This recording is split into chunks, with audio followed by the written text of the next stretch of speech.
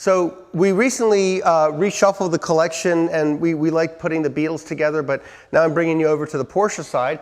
And here we have three different 914s. The 914s actually were introduced by Porsche in the late 60s and were considered to be a Volks Porsche, or a joint project between Volkswagen and Porsche. Back in the early days of the Porsche Club, if you owned a 914, you weren't even welcomed into the Porsche Club. And that stance quickly changed. But here we have a 1970, a 914, a six-cylinder, which is a beautiful car, has a very unusual color, featuring the Fuchs alloy wheels and the chrome appearance package, which you see on the front end of the 914. In later years, a lot of the 914s had the heavier rubber bumpers.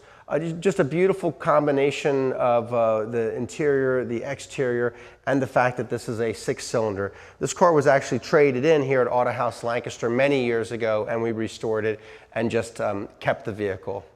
This 914 is a modified 914. A later year, my brother actually drove this car for a number of years and enjoyed tinkering with the car, and we've just had it here since then. This is a 1963 356B coupe.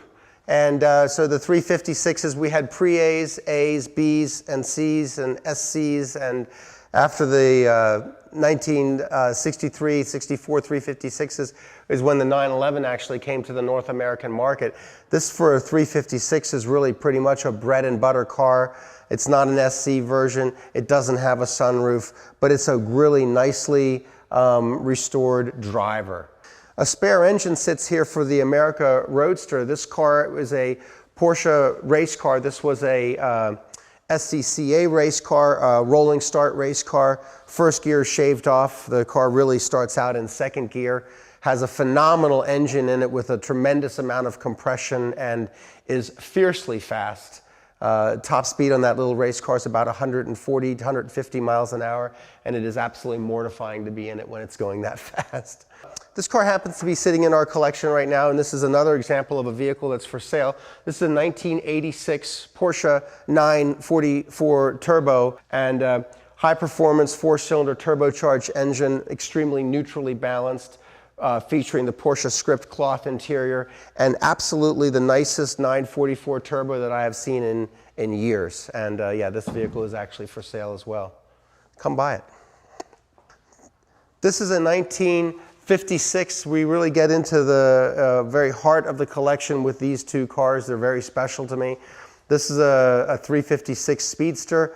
This is a serial numbers matching, body panels matching car. A lot of restoration work was done on this car by the noted 356 historian who happens to live in Carlisle, Pennsylvania, Dennis Frick. He did the body work on this car. It is absolutely beautiful. The car was silver when we traded it in, and we put it back to its original colors, which is the white with the red.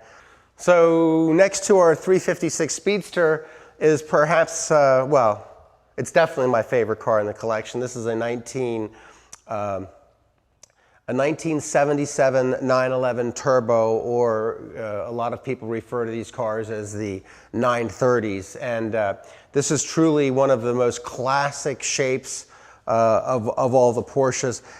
You know, it features the large fixed wing spoiler. It features the flared out front fenders. It has the monstrously flared out rear fenders. This car is featured in green metallic over a cork leather interior, and it features the factory turbo decals that are running down the side. The car's never been painted. It's never been restored.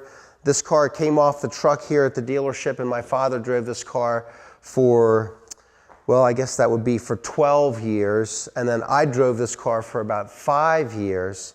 And then the car was retired into the collection here. And we still pull this car out and drive it on a pretty regular basis. So this is the 1977 green 930 coupe.